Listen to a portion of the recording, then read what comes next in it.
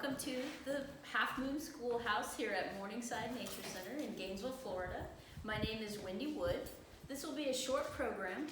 Nonetheless, I should mention that there is a fountain dispensing delicious cool water right outside the door. Over by the cabin garden is an outhouse, and fear not, it is fairly modern and has the amenities. I'd like to welcome you to Memories of Muir. Our program today introduces a fictional historical character, Deuteronomy Clark, a man in the year 1870 who will share with you his memories. Dude Clark will tell of the day he met John Muir, perhaps America's first great environmentalist. Mr. Muir is most famous for establishing Yosemite Valley as one of our first national parks. And I have to say, I am very thankful of that because about 10 years ago, I was fortunate enough to visit out there. And on my trip, awe was my constant companion as I explored that intact valley with the great monoliths, the granite monoliths of El Capitan and Half Dome. So I'm very thankful to Mr. Muir for that. Muir led the fight to save so many of America's natural areas that he is known as the father of the national park system. But in 1867, he was not yet famous. John Muir was a young man who left his workaday life and started on a botanizing walkabout into the south, his 1,000-mile walk to the Gulf. And in October of '67, he arrived in the lively new city of Gainesville, Florida. So let's pretend it is the year 1870. We are attending a lyceum, an event consisting of fascinating lectures, entertainments, and debates, sort of the TED Talks of that time. We lend our attention to traveling entertainers and prominent local folks. And now, may I introduce to you Mr. Deuteronomy Clark of Gainesville's Morningside Farm.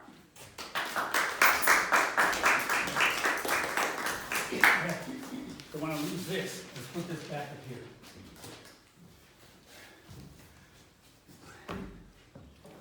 Well, a good afternoon to y'all, and a heartfelt thank you to you, Ms. Wendy, for that kind introduction. Now, my name is Deuteronomy Clark, but y'all can just call me Dude. And yes, I know that Deuteronomy is a pretty funny name, but it's a name my ma and pa took right out of the good book. They took all us young'uns' names from the Bible. Well, there's me, Deuteronomy, of course, and my brother Daniel Ezekiel, and my two sisters, Mary Ruth and Table of Contents. Now I'll give you fair warning that I surely am no actor. I do not memorize great folios full of Shakespearean prose and comic phrases, so I'm sure you'll forgive me if I refer often to my scrapbook diary. Now it'll keep this tale from heading down too many side paths. Indeed, even my wife insists I restrict my rambling to the open road. I'm just so happy I've been asked, among so many other eminent and worthy presenters, to speak for this lyceum in our fine community. I promise to do my share to raise the level of discourse here today. So let us begin. I think of life this way. Yesterday is a history, tomorrow is a mystery, but today is a gift, and that's why we call it the present. And here, this is the large idea I want you to carry with you when you leave this lyceum. I want you to remember it the rest of your days. Take the time to see with new eyes and listen with new ears. It'll keep you young at heart, I can promise you that. How I shall go about it is this. I shall tell you about a man who changed my life, a young man by the name of John Muir. Now, he didn't get up all in my face trying to tell me I ought to change my ways to this or that. No, sir. No, ma'am. He was simply a strange feller, and the way he lived when I met him, it kind of shook me up and made me look at the world a whole lot different like. Now, I was fortunate to meet John Muir twice. First time was 3 years ago in 1867, then a second time in '68. And I even come this close to running into him again in California, of all places, just last year. Now, in '67, John Muir was just shy of 30-year-old. The big war between the states had just ended, only 2 years earlier. Now, some folks have been calling it the Civil War, but I don't know why, because folks were not being at all civil to each other. And in '67, they still weren't. Even today in 1870, it's like we haven't yet stopped fighting that war. Why, here in Gainesville town, it is still a wild, pretty much near lawless frontier. The town square is pretty much just a pack of sticky mud, if it's raining, and if it's not, choking dust. And low men still think it's nothing to ride their horses right in the front doors of stores and shops. Gainesville can still be a terrible place, too often not suitable for decent folk. Well, now I got to admit, sometimes I'm not so much of a decent folk as maybe I ought to be. I am proper married to a wonderful gal named Cynthia, but I work at the depot in Gainesville for the Florida Railroad Company. Ooh. And come payday, well, I like to wind down a bit myself. Anyway, the day I met John Muir, back 3 years ago, I remember it was a Friday, October 18th, I think it was. He'd come in from Archer that morning, and the train, excuse me. That's why I stick with this little scrapbook diary. Train had come in from Archer that morning, and I'd been working my behind off all day, supervising the station lads that got that train offloaded right quick and proper, too. Naturally, I was all tuckered out, supervising his hard work. But it was week's end, and whoa, I headed for my favorite doggery in town, and 'tis indeed a cheap dive of a saloon, all right. Now, on a Friday, sometimes I wouldn't go back home to the farm here at all. I'd have me a few whiskeys, sing some songs, and then flop overnight. Anyways, I'm still on my first whiskey, and this scruffy young fella walks into the place and sits down and asks for water, of all things. Then tells the proprietor he'd like a room for the night and a bit of supper. Said he'd just come in from Stark and Waldo. So I asked him, of course, horseback or wagon? Hope nobody tried to rob you. It's rough times out there, young man. He said, no, I walked, and a fella did try to rob me. I said, walked? From Stark? That's more than 25 miles. And they's outlaws along them roads. By the way, name's Deuteronomy Clark. You can just call me Dude. Pleased to meet you, Dude. I'm John Muir. And I said, now I'm interested. Explain to me why you walked 25 miles today. And John Muir, he said, actually, I've just walked about 1,000 miles. Started walking from Louisville last month. Kentucky? Louisville, Kentucky? Way up north? Well, I was flummoxed. Can't you afford the train? Guess you aren't in no hurry. I'm not in a hurry, and yes, I can afford a train ticket. But I'm looking for bloomin' plants, and you can't steady flowers from a moving train.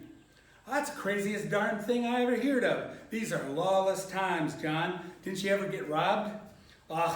Men tried to rob me several times, but they always gave up when they found I didn't have anything worth stealing.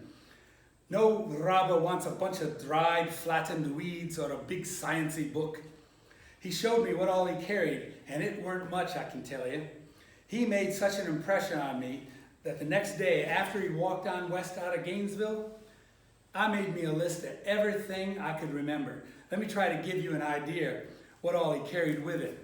Of course, he had his water with him, and when I've gone on walks like this, the water is more important than flowers to me personally. Now, he had a little bag covered with India rubber, of course. He'd carry with him usually just a piece of bread. When the day I met him, he had a chunk of cheese also. A little bit of bread, something to eat.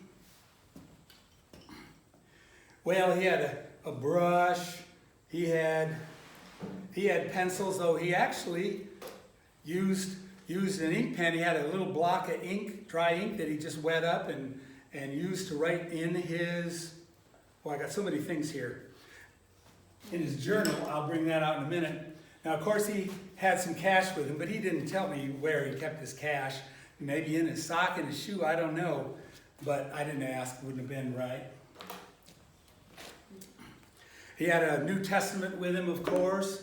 He had a brush along with his comb. He liked to keep himself neat. He was a Scotsman, and they're all like that, so I hear. Maybe it's a little prejudice, I don't know. But he had his journal with him, which he'd write in ink. And the strange thing is, he'd sometimes correct it in pencil. Couldn't understand that. He had, like I mentioned before, a big sciencey book. I went and found a book which was the same one that he was carrying. I can't read the thing. It's all sciencey words. I don't know, it's big and heavy. He could have carried a lot more interesting stuff with him as far as I'm concerned. Of course, he had one change of, I think he had just no change of pants. He just had to keep them clean somehow. He had a shirt with him, an extra shirt. And let me see, he also had, oh, well, let's not talk about those. Anyway, so that's what he had. But the thing is, yeah, he had all this wonderful stuff he's carrying with him and other stuff besides. He had another couple books that I didn't inquire about. But he also he carried this on his back. It was amazing. Big old plant press. And I had a friend, didn't want his anymore, so I got a hold of it, even though I tried it myself. And of course, what you do is you get a lot of newspapers in there, it soaks up the water, and have straps on it to press it tight.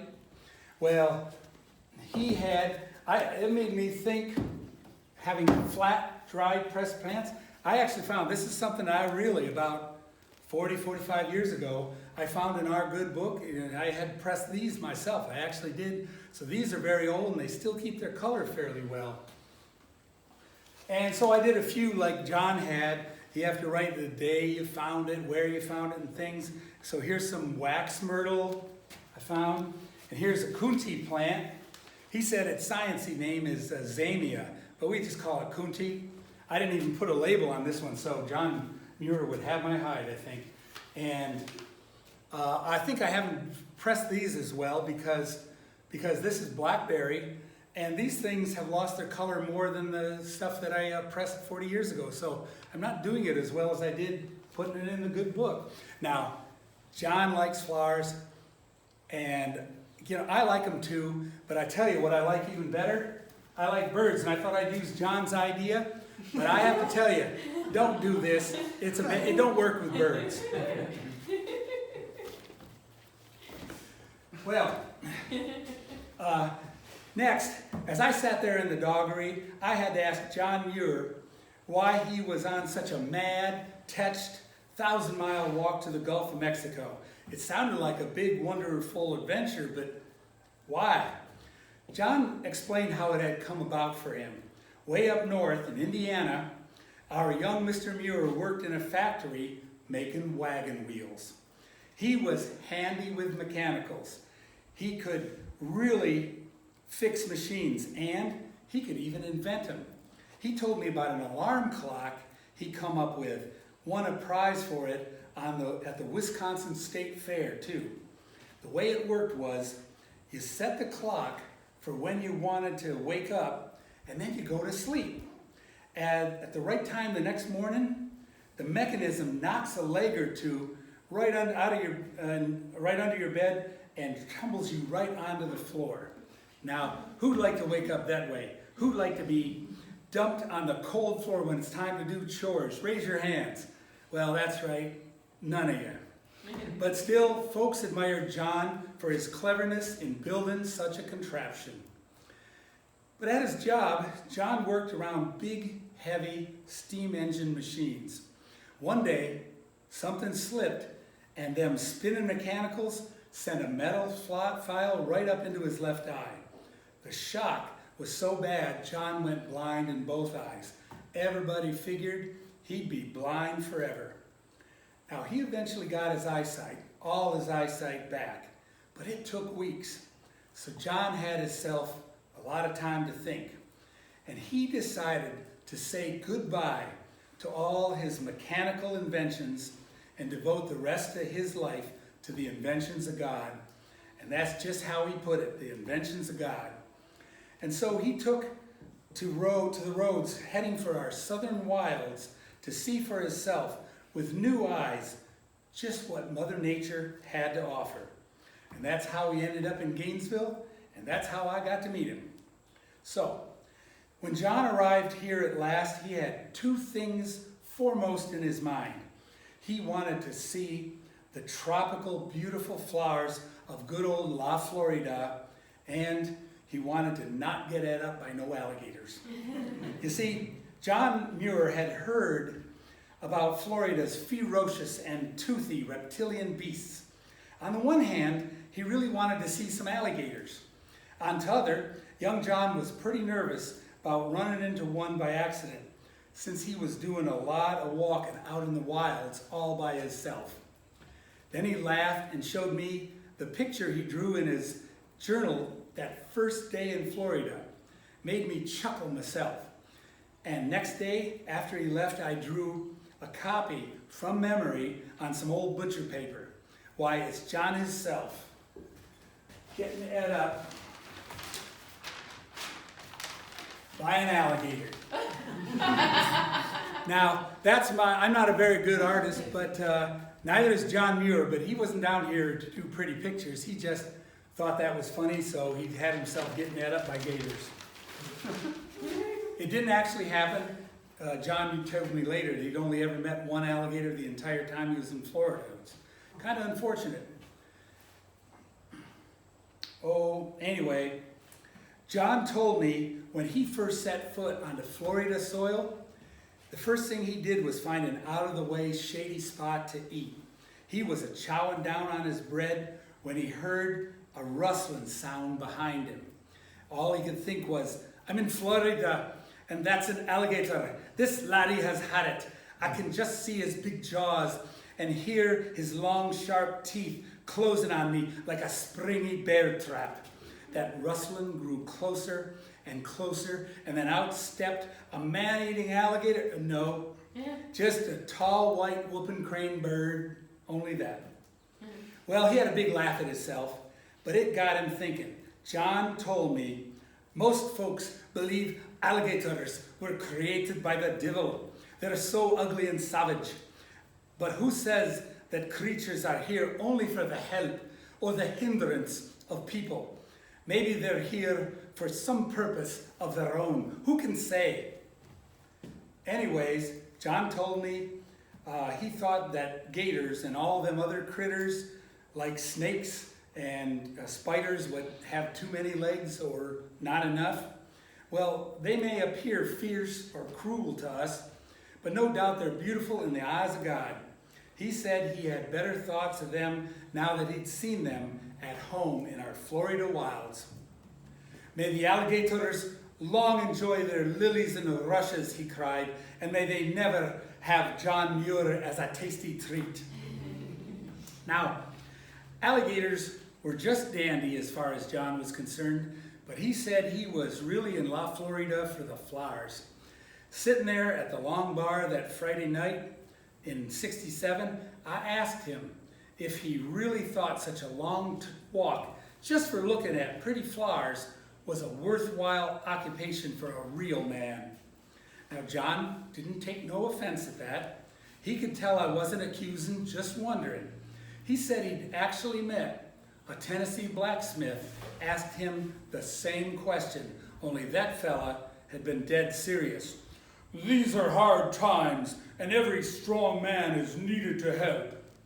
Well, John told me that he up and gave the blacksmith this answer.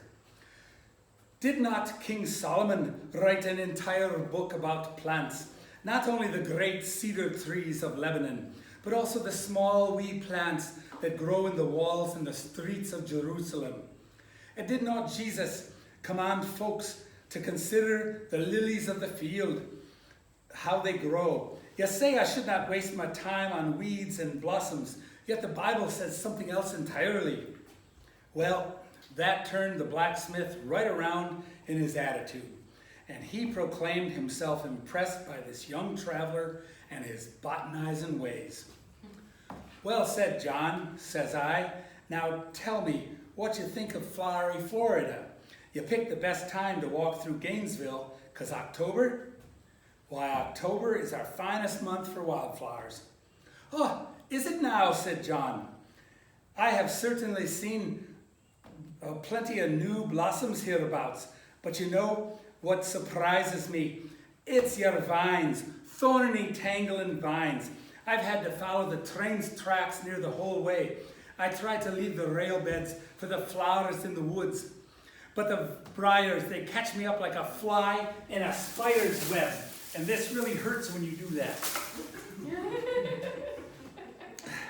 Well, quit your whining, John. You haven't been ate up by no gator yet, and you're still seeing plenty of wildflowers. So then I challenged John to tell me one new and interesting thing about flowers. He replied, all right, tell me what I have in my hand. He plucked a flower from a vase right there at the bar.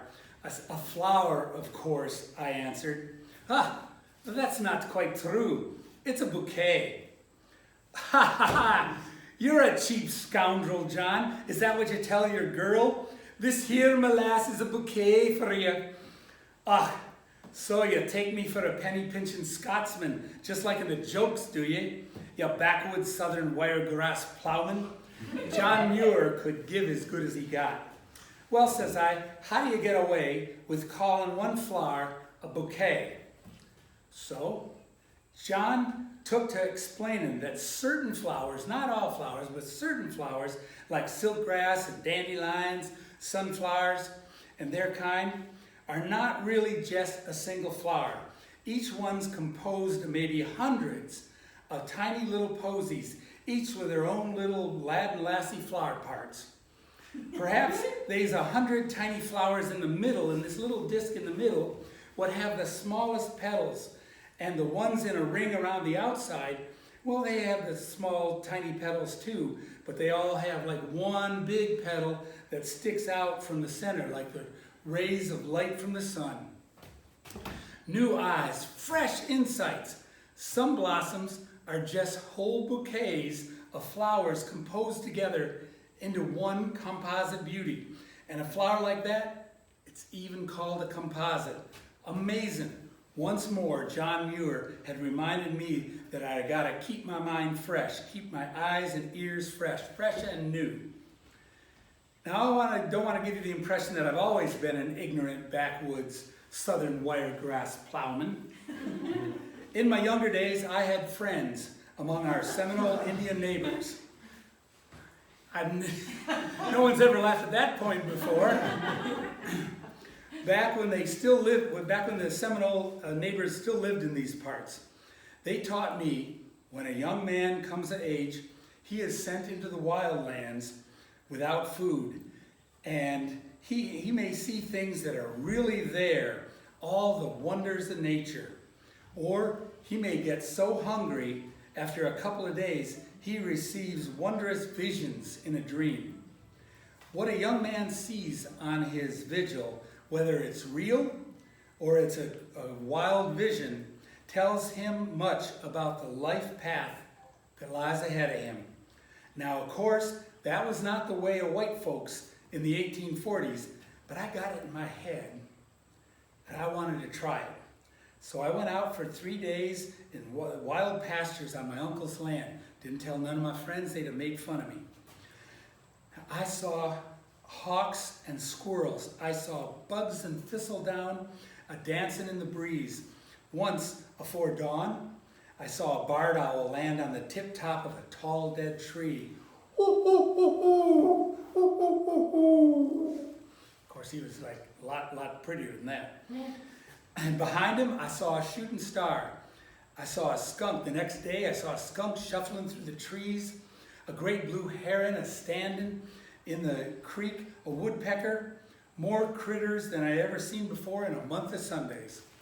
Now, there was lessons to be learned from these wild critters I was seeing, but I wasn't getting the mystical visions like I'd been hoping for. So I decided on something more drastic. For my third night, I would stay standing and just watch the stars the whole night through. Throughout that entire night, I watched and I stood, and I stood, and I watched. I kept busy singing all the songs I knew. I watched the constellations Scorpio and Sagittarius set in the west. I saw the moon and Orion rise in the east. I got chilled and hungry and tired and bored, but I kept my vigil. I watched them stars and I stayed standing. On toward morning, it kind of hit me. I was actually seeing the world spin. I was standing on a tiny ball of earth, spinning through the void. I saw it happen. I felt it. That moon wasn't a rising. The earth was just turning toward where the moon was up there in the void. That night's vigil was one of the most beautiful experiences of my life. When I think back on it, 40 years later, I still feel awe and wonder at the majesty of planet Earth and the countless stars in the heavens. I think it's the foolishness of the young, like John Muir walking 1,000 miles, or me standing in a cow pasture all night. It's foolish youth that leads us to try new things and to see with fresh new eyes. Of course, that's if the foolishness don't kill us first. Anyways, the next morning, after that evening in the doggery, John Muir, he took off walking west, and I thought it was goodbye. But I did meet him one more time. 3 months later, January of '68, I was surprised to find him in the Cedar Keys of all places. Why was he still in Florida? He was supposed to be traveling. Well, he'd caught the malaria first thing he got there and spent 3 months recuperating. Well, I sat by his bed and we had a long, good talk then. John admitted he'd been thinking how he found nature to be wondrous and beautiful and all, but it still wasn't always on the side of people.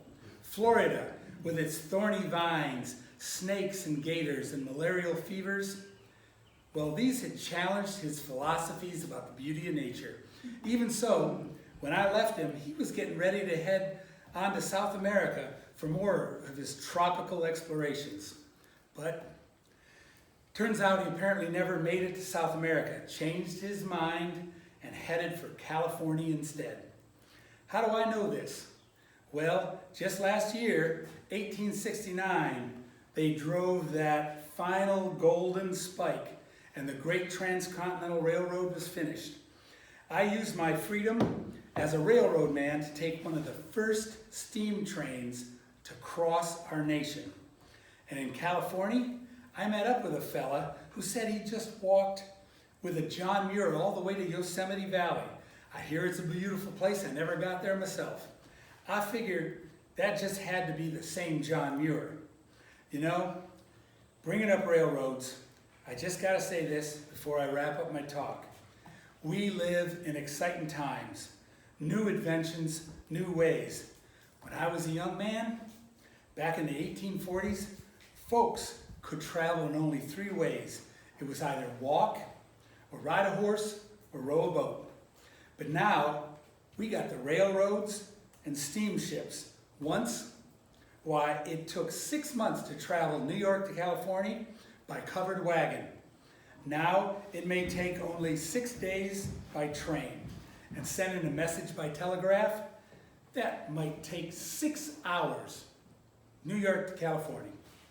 So some folks are looking at the future with fresh eyes and getting amazing ideas. For instance, there's a French fella by the name of Jules Verne, wrote a book just 3 years ago in 1867.